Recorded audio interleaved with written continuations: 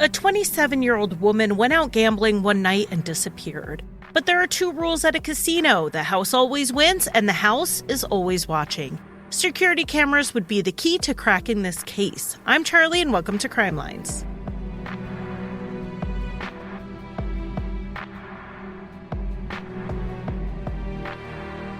Hello, and welcome to another week of Crimelines. I want to thank everyone for the kind birthday messages. As some of you who follow me on social media already know, I spent my birthday weekend camping along the French Broad River in the Asheville, North Carolina area.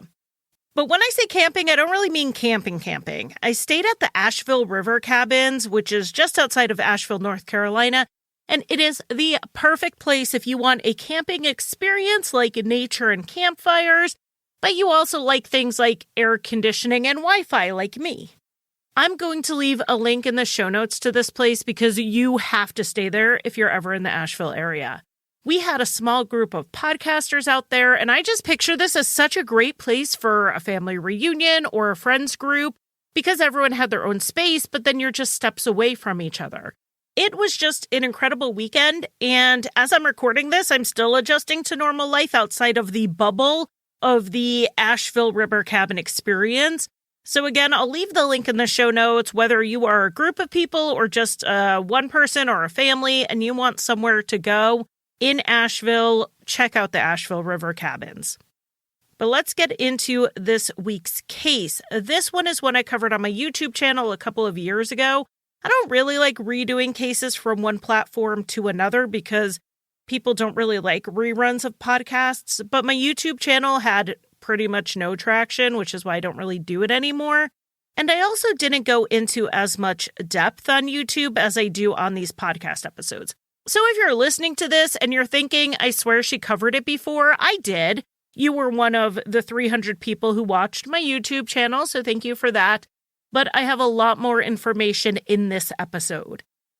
This case starts with Christie Wilson, who was born in January of 1978 in San Jose, California.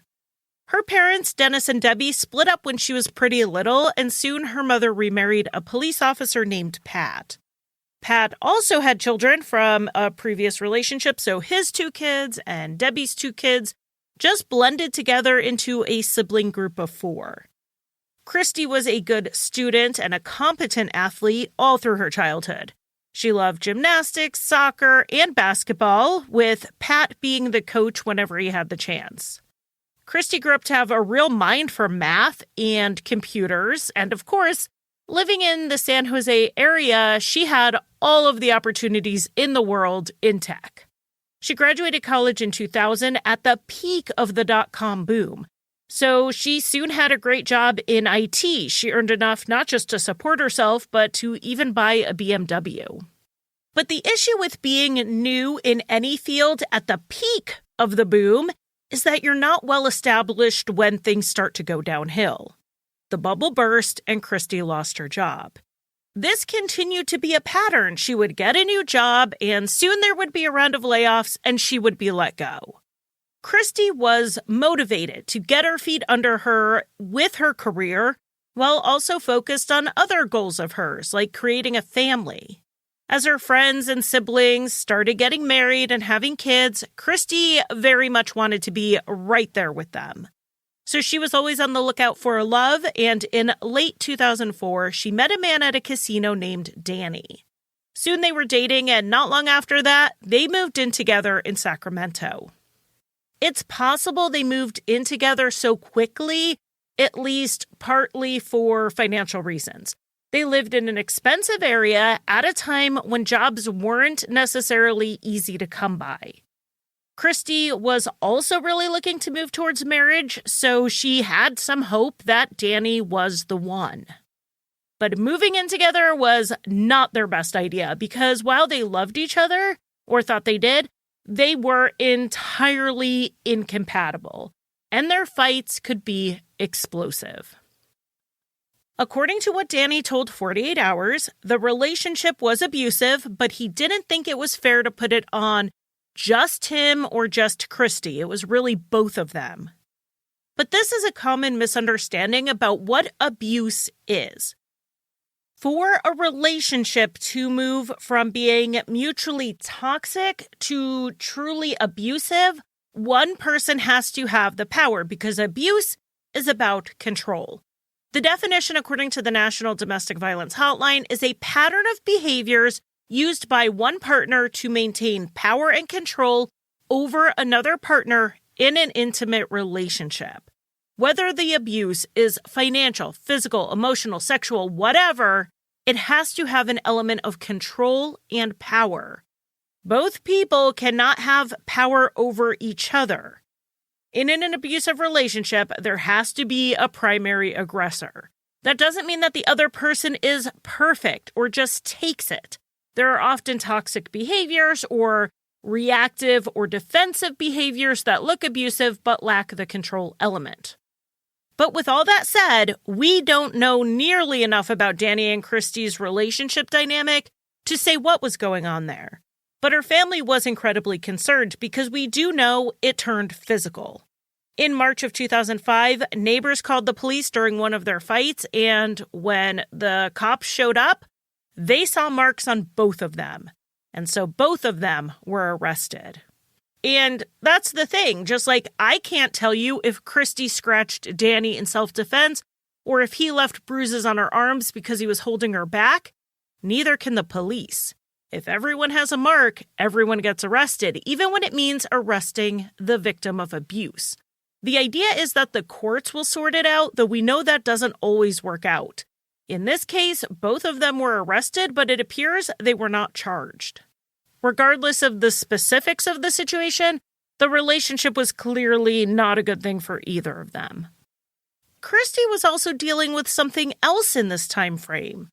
After having struggled off and on with depression for a few years, Christie sought help for it in June of 2005. She was diagnosed with major depressive disorder, recurrent severe. She started taking medication, and she was working with some self-help style materials regarding depression and anxiety.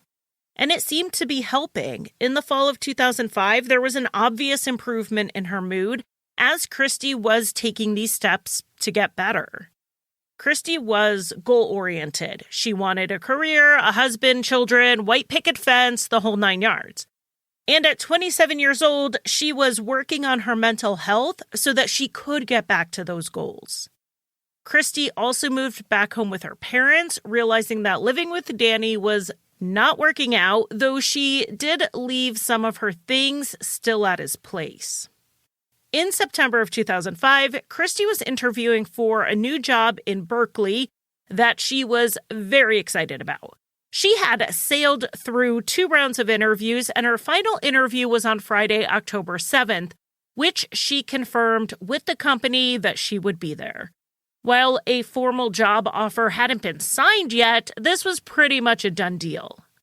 Christie just needed to get the last of her things from Danny's apartment and then start looking for a place in the Bay Area. On Tuesday, October 4th, Christie drove out to Danny's apartment to finish packing up the last of what she had there, which included making arrangements for her cat that he was helping take care of. Because his apartment was closer to the Bay Area where she had that interview than where she was staying with her parents, Christie planned to just stay there a few days to get all these little things done, finish up any loose ends, and then head out for her final interview. And while she was out that way, Christie decided to head to the Thunder Valley Casino, which is in Lincoln, California. One of the things Christie liked to do for fun was play blackjack. She was very good at the game, thanks to her analytical thinking and some studies she did on improving her odds at winning. And she did win, sometimes walking in with $100 and then walking out with thousands. I mean, if we did a full tally of what she paid gambling versus what she got paid out, maybe over time she had lost. In fact, that is true of most gamblers. But she did have some big wins, and probably more frequently than the casual player. Now that said, Christie had been out of work for a bit. She was living with her parents, and she was planning this move to the San Francisco area. She really should have been saving money, not going out gambling, but this is what happens when gambling becomes compulsive. Whether Christie was truly addicted to gambling at that point or not, we don't know because she was never evaluated, but it is pretty clear it was at least an emerging problem since she would go to the casino even when she had to borrow money to do so. The intermittent rewards of sometimes hitting it big can really feed a developing gambling addiction, and the thing Christie used to do for fun eventually became something she did to try to make money. The night Christie wanted to go out to the casino, Danny had plans to have dinner with his family, so she went by herself, getting there around 7 p.m. on October 4th. Danny went to the dinner, got home around 9, and hung out with a friend. Around 10:30 that night, he talked to Christie on the phone, and she told him that she was still at the casino, had about $600 in front of her, and she would be finishing up soon and heading back. They talked, according to phone records, for 55 seconds. By 11, Danny's friend had left the apartment, and Danny was watching TV, calling Christie a few times but getting no answer.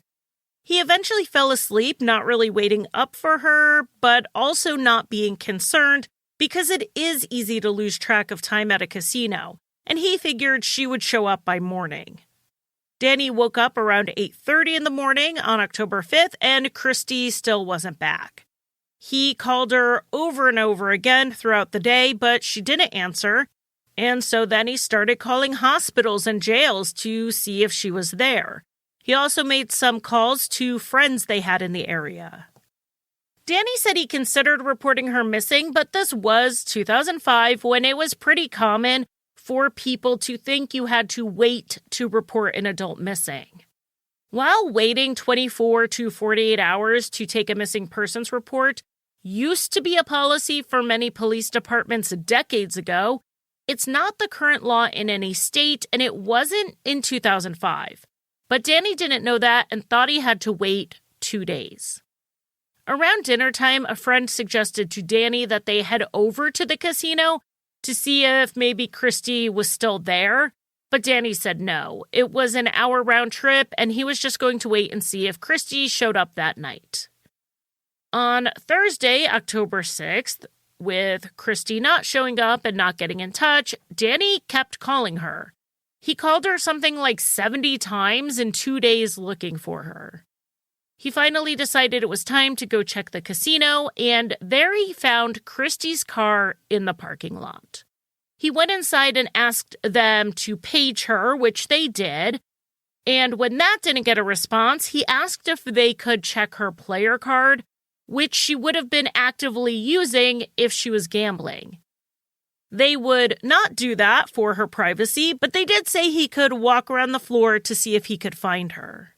Christie didn't appear to be in the casino anywhere, so Danny called Christie's parents around 10 p.m., let them know that he didn't know where she was, and after they hung up, he called the police to report her missing. Danny then let the police search his apartment, his car, and his computer. He gave consent to them pulling his phone records, and he sat for a 2-hour-long interview/interrogation. Being the boyfriend, particularly an on-again, off-again boyfriend, he was definitely being looked into. And for Christie's family, Danny was suspect number 1. There was already a history of violence in their relationship, and they knew Christie intended to end things for good. That's always a dangerous time in an abusive relationship. Christie's stepfather, Pat, ended up conducting his own search around the apartment complex. He was looking in dumpsters and really anywhere evidence could have been hidden, but he found nothing. It wasn't just the tumultuous nature of Christie and Danny's relationship that concerned the family.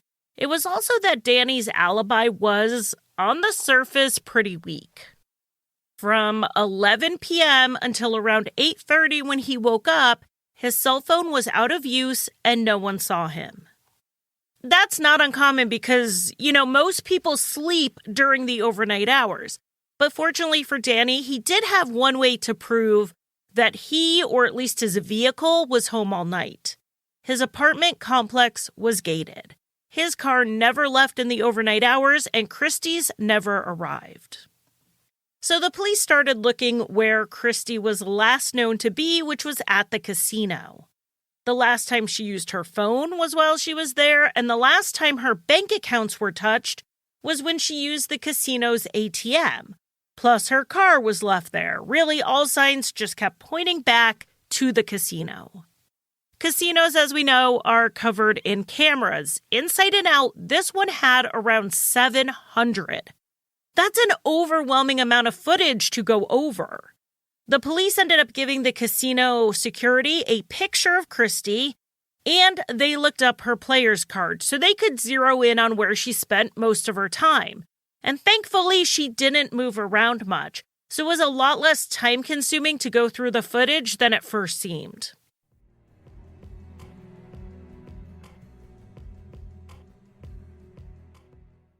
Habits provide us with a sense of comfort and familiarity. So breaking a habit means that we have to step outside of this comfort zone. It leaves us feeling uncomfortable and unsettled. But what if we could break a bad habit without having to get too far out of that comfort zone? It's not always about giving something up, but rather switching it up. And so I want to thank Fume for sponsoring this episode because they will take your habit and make it better, healthier, and a lot more enjoyable. Fume is an innovative, award-winning flavored air device that uses flavored air instead of vapor. It's completely natural, so it's not using electronics. And instead of harmful chemicals, Fume uses delicious flavors. The flavors were probably the thing that surprised me the most because I was expecting them to be sweet or sticky, which I don't really like, but instead, these were more like an herbal tea, very natural. Fume comes with an adjustable airflow dial, so you decide how much of that flavor to get, and it's designed with movable parts and magnets that are to allow you to fidget.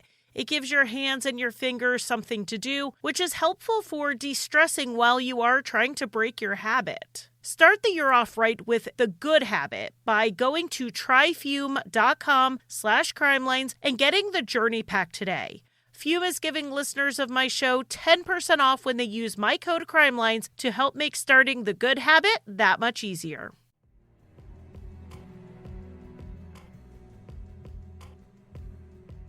They saw Christie arriving at the casino around 7 p.m. on October 4th, and she spent most of her time playing blackjack. There was another player they noticed, a man, who moved blackjack tables when Christie did. According to the dealers at the tables, they said that Christie and this man were very friendly with each other.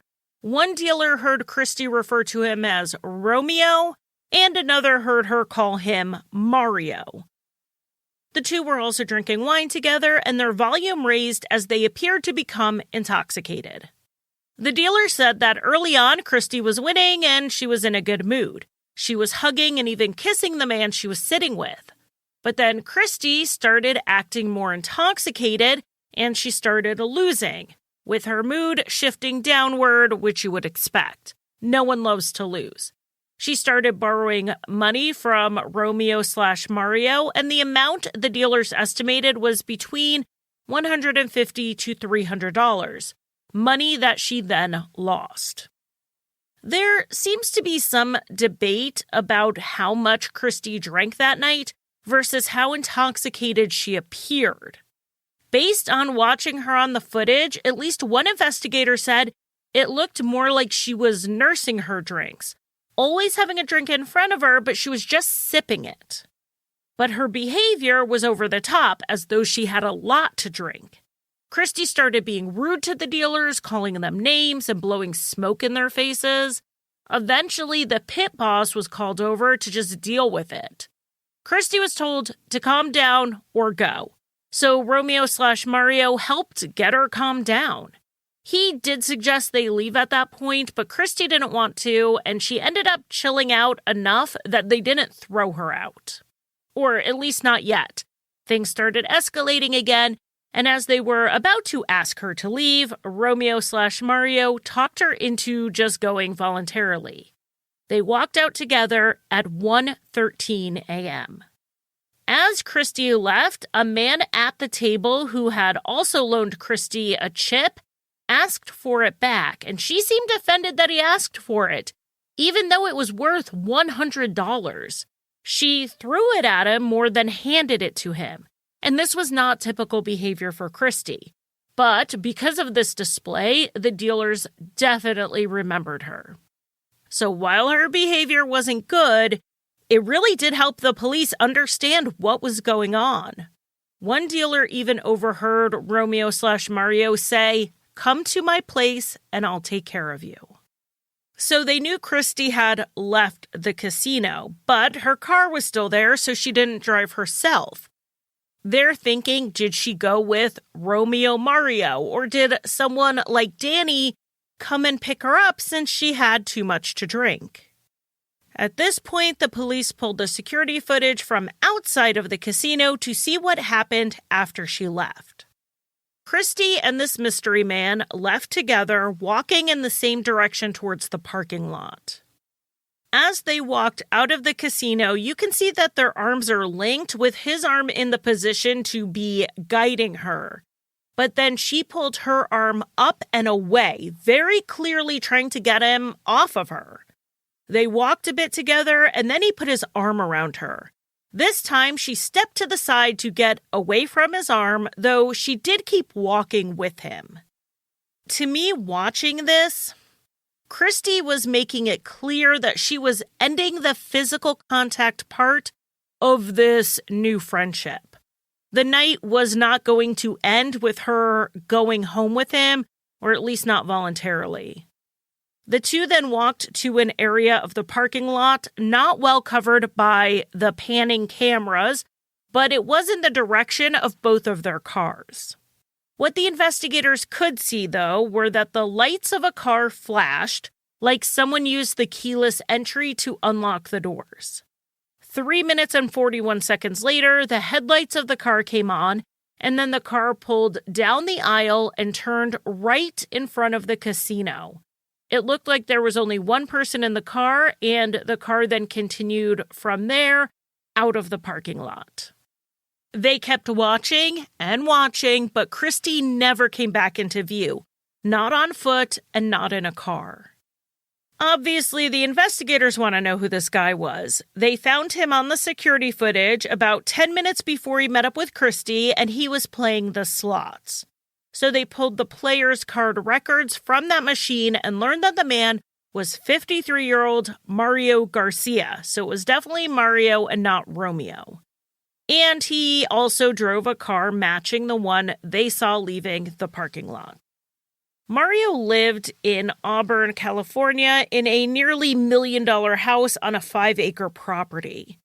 An investigator drove out there to speak with Mario Garcia for the first time on October 9th, 2005. Mario was a married father of 2 teenagers and a project manager with a local health IT company. As they stood in his front yard, he admitted that it was him on the CCTV with Christie. He also mentioned how he lost a lot of money that night and that his wife would be mad if she found out about it. He said that he and Christie just so happened to be at the casino at the same time. It wasn't planned, and they had never met before. They hung out playing blackjack and having fun until Christie started getting belligerent towards the dealers. He said he managed to get her to leave the casino before she got thrown out. Mario said that she wasn't parked that far from him, and that's why they walked in the same direction. But when they got to Mario's car, Christie realized that she didn't have her cell phone with her. She told him that she was going to head back in to get the phone, so they hugged before he got into his car and just left. He drove out of the parking lot, turning left towards the interstate that would lead him home. The investigators took this statement and went back to the casino to see if they could verify any of his story. They were able to confirm that Christie did leave her phone in the casino. It had been turned in but never claimed, and it was found under a blackjack table. It seemed likely that she tried to slip her phone into her purse at some point, but missed and just didn't realize it. They checked the security footage again, and Christie never made it back into camera view, walking towards the casino or anywhere else. They also checked to make sure Mario's car left the parking lot, and it did. But it didn't turn left towards the interstate like he said. He turned right, which led to pretty much the middle of nowhere. So the investigators went back to Mario and they asked him to go down to the station to talk, and Mario's friend, who was an attorney, went with him. Mario was not under arrest. He was not being detained, but he was definitely a suspect. Mario got into a few more details about his conversation with Christie, saying that she had mentioned she was having issues with her boyfriend and she accused him of abuse, even showing Mario some bruises on her. He did admit he was flirting with her, and he admitted they were drinking. He once again said they left the building at the same time, but he still insisted he drove off alone, and he got home around 2 a.m. He slept on the couch until it was time to get up and go to work around 8:30.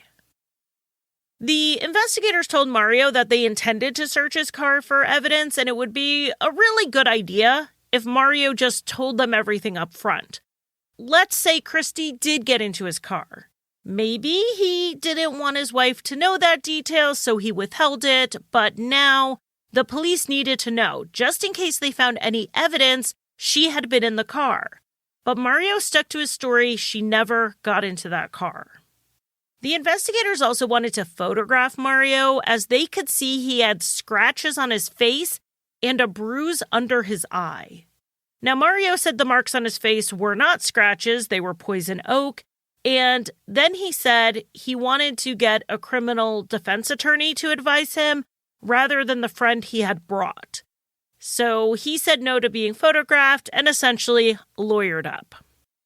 Without being able to question Mario any further, they had to start looking into his movements in the days after Christie's disappearance using other witnesses and phone records.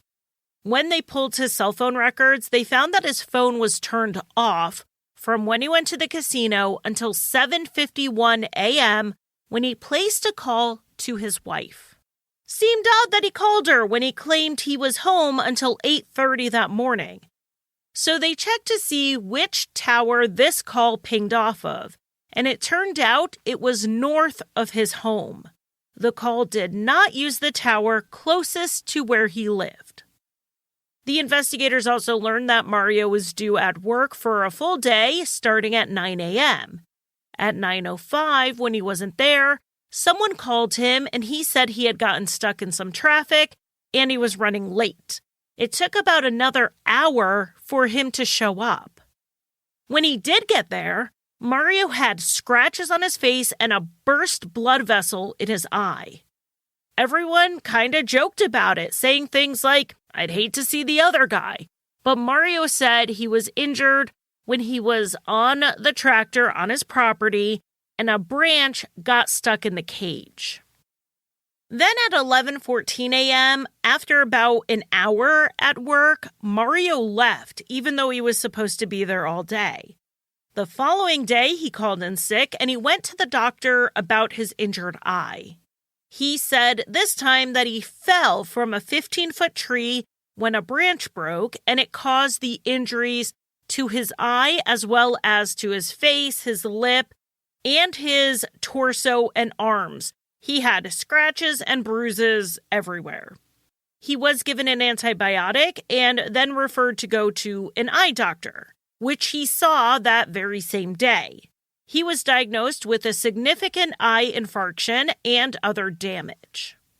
The doctor told the police that Mario's injury to his eye was not consistent with contact with a plant, and he was basing this opinion on the damage done, but also some type of infection he had. He wouldn't have gotten it from a plant. It was more in line with damage from a person, someone punching him or possibly clawing at his eye. The police then learned that on Friday, Mario worked from home, even though he had not gotten pre-approval to do so.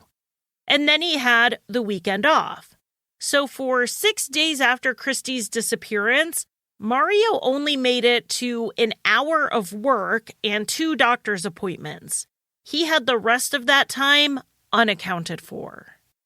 After learning about his trips to the doctor, the investigators went back to the casino and they asked the dealers and others who had been at the blackjack table about Mario's appearance. No one had noticed any injuries to his face, and one of the guys at the table with them was an ER doctor. It was his entire job to look at injuries, and he said he would have absolutely noticed a burst blood vessel in Mario's eye if it had been there. So basically, Mario didn't have any injuries at the casino when he left around 1:15 in the morning. But he did have them at 10 a.m. when he finally showed up to work.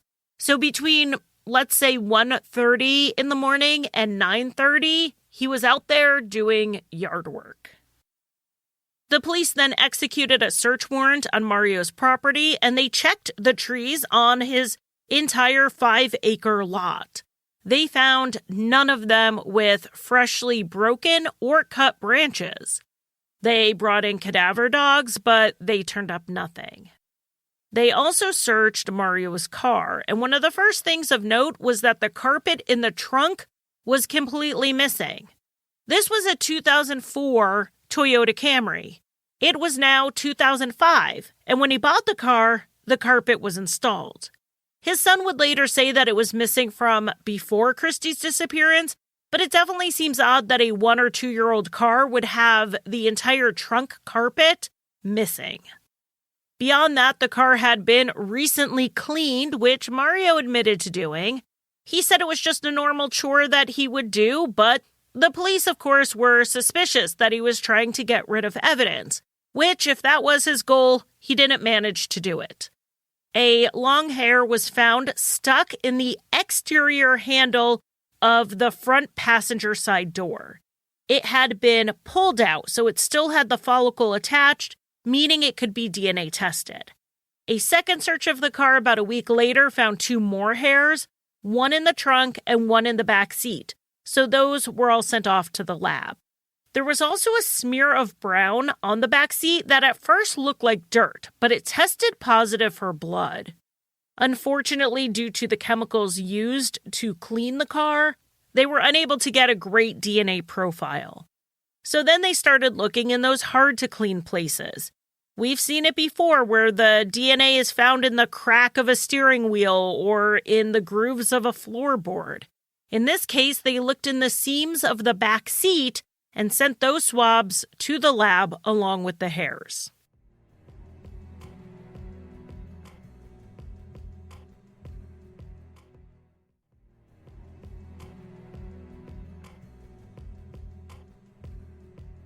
And while the swabs and the hairs were at the lab, Mario was arrested and detained for owning weapons. A handgun was found in his home office, and a retractable police baton was found in his trunk. California happens to be the only state in the U.S. where it is illegal to possess a retractable baton. And due to a previous conviction he had for assault with a deadly weapon, Mario was not supposed to own firearms. The assault with a deadly weapon charge went back over 20 years to the 1970s. Mario was dating a woman in 1978 named Wendy, and she said the relationship was great until Mario moved in with her, and he almost immediately turned controlling and abusive. Mario told her that he would kill her if she ever tried to leave him, and when she did try to leave him, he nearly did just that. On January 12, 1979, Mario showed up and forced Wendy into the back of his van. In his van and then later at his home, he raped her and attempted to strangle her. Mario then grabbed a gun and put it in her mouth, pulling the trigger. But the gun was unloaded. He told her she needed to know that he could always get to her. Mario then showered, calmly ate a sandwich, and drove her home. Wendy immediately went to the police. Mario was arrested, and the initial charges were kidnapping and rape. While those charges were pending, in mid-1979, Mario started dating another woman in the Bay Area named Lynette Smith. He very quickly moved in with her, and Lynette found out that Mario was a very different person than he seemed when they first met. We know for a fact that he hit Lynette because he wrote about it in a letter that her brother later found. Lynette ended up calling her mother Violet around the holidays and asked if she would come out and stay with her. She was looking to push Mario out of the apartment and eventually break up with him, and having her mother around as a bit of a buffer may help her do that. That's what she was hoping, at least. On Christmas Day, Violet, Lynette, and Mario all went out to dinner. As they drove home in Lynette's car, witnesses reported seeing the car pull over to the right shoulder. As the other cars started to pass them, the driver suddenly accelerated, cleared the ledge, and drove into the Oakland estuary. Mario managed to get out of the car and swim to safety. 66-year-old Violet Davis's body was found in the car. She had drowned, unable to get out. Lynette, who was 33, was missing. Mario said that Lynette had been driving when she lost control and drove into the water. Her body would be found on shore in mid-January. Mario spoke with the investigators initially, but quickly hired a criminal defense attorney, which surprised the police because he said he hadn't been the one driving. If he was a passenger in the car, it seemed strange that he wanted a defense attorney. We do know more of Mario's story because he did tell it to Lynette's brother, who was Violet's son, and he later told it to 48 Hours. So it's a bit of hearsay, but he said Mario told him Lynette was driving when she accidentally lost control and they went into the water.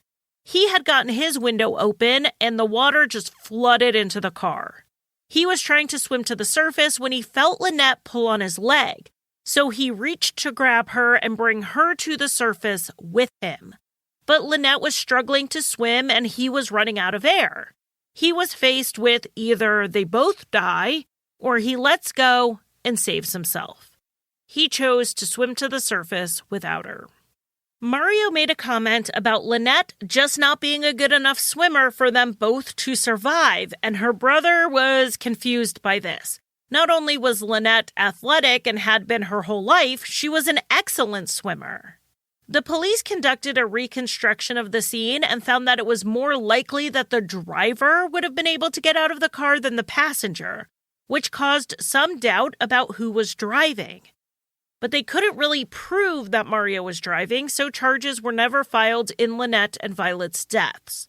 Mario, however, was still facing charges over his attack on Wendy. In 1981, with that case still not resolved, the prosecutor approached Wendy about offering Mario a plea deal. Mario was denying he did anything to Wendy, saying that she was making the whole story up, and it was going to come down largely to her word against his. In order to resolve the case, they wanted to offer him a plea deal. Figuring something was better than nothing, Wendy agreed and Mario pleaded out to assault with a deadly weapon. He went from kidnapping and rape to assault with a deadly weapon and got probation. Wendy has continuously told the same story about what happened. She told it in 1979, 1981, and 2005 when the police showed up after Mario became a suspect in Christie's disappearance. Though Mario continued to claim Wendy made the whole thing up, I absolutely believe her, and so did the police. Having committed a violent crime 20 years before isn't necessarily the evidence that's going to get them to trial, so fortunately, they had more. They had DNA. Of the 3 tested hairs found in his car, 2 were definitely Christie's, the one from the passenger handle and another from the trunk. And the one from the back seat, while it couldn't be definitively matched to Christie's profile, she could not be excluded as the contributor. From the seams in the back seat and an interior door handle, they found mixed samples of DNA. They belonged to Christie and Mario. They also found DNA on the passenger's door that matched Christie, all proving that Christie was in that car, even though Mario insisted multiple times that she was not. The DNA was really the biggest part of the case against Mario, but that wasn't all they had. When they searched his computer, they found searches made after Christie's disappearance about if date rape drugs could be detected in the body. So think back to how it seemed like Christie was acting more intoxicated than she should have for how much she drank. They think this is why. While drinking with Mario, he may have slipped or something. Also in their search of Mario's house, they found a digital camera.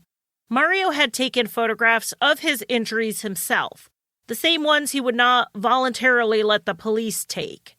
They could see visible marks to his face, his neck, and his chest. All of the photos, the ones he took and the ones the police eventually took with a warrant, were looked at by a medical forensic expert who determined that the marks to Mario's face were not poison oak as he claimed, and the scratches on his chest couldn't have come from falling out of a tree. So picture the branches of a tree and all of the offshoots. The offshoots are perpendicular to the branch or maybe at an angle. The branches are then coming out of the tree in all directions. The odds that someone would fall through the tree branches and end up with multiple parallel scratches are slim to none. But what does leave 3 or 4 nearly parallel scratch marks? Fingernails. It's been said by many people in this case that Christie gave her witness testimony when she fought back against Mario Garcia. She left her mark on him, and that's what Christie had been taught to do. Her stepfather was a police officer. He made sure she had self-defense training. Now, while it didn't save her life, it did link her killer to her. The one thing they didn't have in this case was Christie's body. They spent weeks and months searching, including bringing in cadaver dogs, but they never found a single clue as to where he left her. So they charged Mario Garcia with murder in what would be Placer County's first no-body homicide trial. The state's theory of the crime was that Mario had slipped something in Christie's drink as they played blackjack, and as she became more intoxicated, he helped her out to the parking lot, walking her to his car. When she realized that she didn't have her phone and wanted to go back for it, Mario decided he had to act quickly. There would be no luring Christie into the car. He would have to do it by force. They believe Mario incapacitated Christie, possibly by slamming her head into the car door, leaving her hair stuck in the door handle. He then laid her down in the back seat and drove off, not towards the highway, but away from it. When in a remote area, Mario pulled over and attempted to rape Christie in the back seat. But she fought back, and he killed her. He then moved her body to his trunk while trying to decide what to do with it. Mario had a head start on the police in that regard. This happened in the very early morning hours of October 5th, and the police did not speak to Mario until the 9th. And he was ready with his story when they showed up at his door. Wisely, Mario hired a defense attorney who specialized in DNA cases. But this guy did not come cheap. Mario's wife had to fully refinance their house and property to pay him, taking out every drop of equity she could. The trial began in October of 2006, and one tactic for the defense was to undermine the DNA evidence, and they did that by implying that it was planted. They pointed out that Mario had cleaned the car after Christie went missing. And when the lab results came back, they did not find DNA from Mario's kids or his wife. They only found his and Christie's. How in the world did he manage to clean up all of the DNA except for his and Christie's? The answer to that is actually pretty simple. All DNA sources are not created equal. What were the odds his wife or children had bled in the car or had their hair ripped out by the root? Cleaning can eliminate small sources of DNA, like touch DNA, while still leaving behind larger contributors like blood or semen, particularly in 2005 when we didn't have as sensitive testing as we have now. With today's testing, they very well may have found more DNA even after the cleaning. In this case, Mario decided to take the stand in his own defense, and I was surprised. I was thinking maybe he was going to change his story, admit that, yeah, Christie was in my car, maybe even something consensual happened, but then I dropped her off at home. Something like that. But he didn't. He entirely stuck to his original story. He walked Christie to the parking lot, she turned around to go back inside, and he left. He did explain that he left the casino going in the wrong direction because he was planning on taking the back roads home because he had been drinking. He didn't want to risk getting pulled over on the interstate, but he insisted Christie was never in his car, and at this point, he never saw her again. The defense also called a witness who may have seen Christie after Mario said he last saw her. A man named William testified that on the afternoon of October 5th, so about 12 hours after Christie left the casino, a woman approached him at a stoplight asking how to get to Thunder Valley. She told him that she had left her car at the casino after having had too much to drink, and she needed to go back to pick it up. William said this woman matched Christie's description. This lead had been investigated by the police because William called the police 5 days after the incident when he first heard a radio report about Christie's disappearance and realized the details of that conversation kind of matched. The same day he called the tip in, William was shown a photo array of women, and when he saw Christie's picture, he said it was definitely not her. William also said he was relatively certain the woman was in a sundress, but Christie had been wearing jeans and a black top at the casino, and she hadn't been back to Danny's place to change in between. So the investigators ruled this sighting out almost immediately, but the defense argued that the picture they showed William was not a good photo of Christie. It was the booking photo from when she was arrested in the domestic violence incident months before, and the picture didn't look much like her. But the police had used that same photo when interviewing people at the casino, and none of them seemed to have an issue recognizing her from it. So while I think William was testifying truthfully to the best of his ability and that he did talk to some woman, it's pretty clear it wasn't Christie that he talked to. The jury took the case after hearing from around 90 witnesses over 2 months. It took them just under 12 hours to find Mario Garcia guilty of first-degree murder. The jurors who spoke later said that their deliberations were less about guilt versus innocence and more about the degree of murder. Was this first-degree murder or second-degree murder? Mario was also found guilty of possession of a deadly weapon. In this case, Mario was facing a very long sentence. The murder charge itself could be 25 to life and then tack on a few years for the weapons charge. But beyond that, because Mario was convicted of a previous violent crime and he was convicted of the weapons charge, the murder conviction was a third strike. And in California, that meant he was facing a sentencing enhancement that would basically double his sentence. At first, Christie's family hoped Mario would give up the location of Christie's body in exchange for consideration at sentencing. They even wanted to see if they could take away the sentencing enhancement in exchange for that information, though that turned out to just not be possible. Instead, Mario was sentenced to 59 years to life while still proclaiming his innocence. And here's what he told the judge.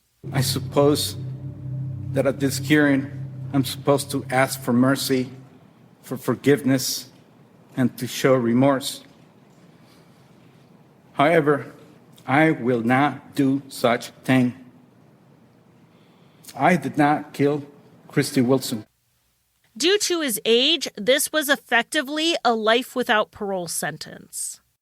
Mario's wife was interviewed for 48 hours, and she stood by her husband's side. She said that Mario wanted Christie's body found as much as anyone else because that would be the way he could prove his innocence. Mario did appeal, which is always helpful for us because that's where I got a lot of details about the case. His appeal, however, was denied. Even on the errors the court agreed happened, they said none of them would have changed the outcome. The truth is that DNA evidence was just too big of a hurdle to clear. After Mario went to prison, his wife filed for bankruptcy. And what she put down for her income in her bankruptcy filings was quite different from what she put down when she applied for the loans on the house in order to fund his defense. She practically doubled what she made. And because of this, she was then arrested on charges of fraud, though the case was eventually dropped. However, in the process, she lost everything, including their $1 million property. The years passed with Mario away in prison and ongoing searches to find Christie's remains. Her mother, Debbie, said she spent every single day thinking about where Christie could be. It really consumed her. And in a televised interview, she mentioned being open to speaking with Mario Garcia face to face. Mario saw or heard about this interview and he started writing to Debbie. At this point, he was sick with cancer, and they only expected him to live a few more years. While Mario stopped short of actually confessing in his correspondence, he hinted that maybe there was a solution to everyone's problems because he would give anything to go home and die surrounded by his family. So did give anything mean that he would give up the location of Christie's body in exchange for an early release? It seemed possible they could negotiate some type of compassionate release because he was sick. But Debbie sat with that and decided to cut things off. The idea that Christie's killer was now using her body as what Debbie called a bargaining chip disgusted her, and rightfully so. I mean, I wouldn't blame her if she did enter into a deal with him to get her daughter's body back, but I also don't blame her for walking away. She was in an impossible situation. And with Mario Garcia dying of cancer in prison, it seemed like the answer to where Christie was would die with him. But before that happened, the investigators took another shot at talking to Mario's family. Or really their first shot, because Mario hired an attorney for them as soon as he realized he was a suspect. They never really did full interviews with the police. But as the years passed, Mario's wife had been swayed by the evidence, and she started believing he was guilty. Maybe she and or his sons, who were teenagers at the time, might know something. And it turned out one of them did. He just didn't realize the significance of it at the time because he believed his dad was innocent.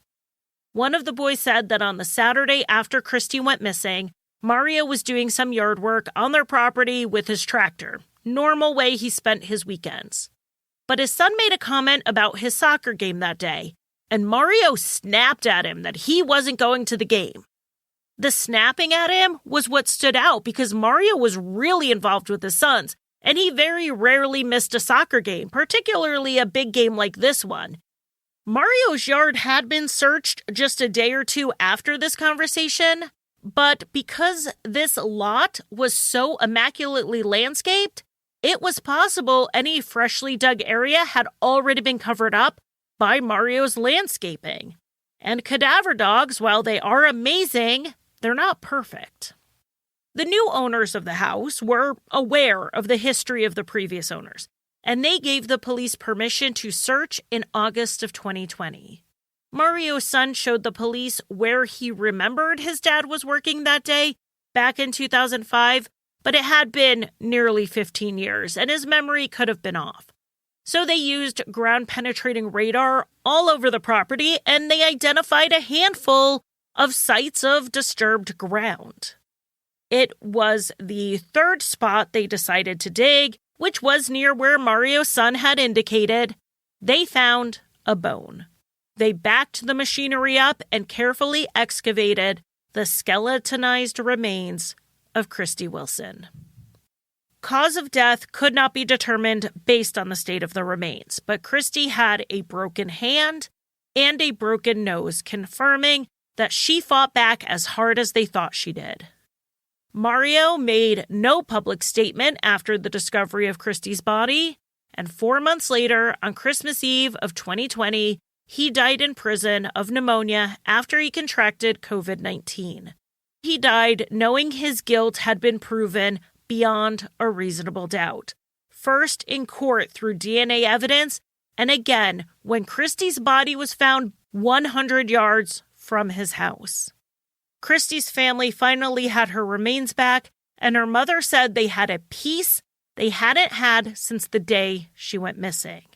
And with Mario's death, another chapter was closed in what was the greatest tragedy of their lives. Thank you for listening. If you want more content, check out my other show, Crimelines and Consequences, wherever you get your podcasts. I also offer bonus content and ad-free listening at patreon.com/crimelines or through the Apple Podcast app. If you want to buy me a coffee, the official drink of Crimelines, you can give a one-time donation at basementfourproductions.com/support.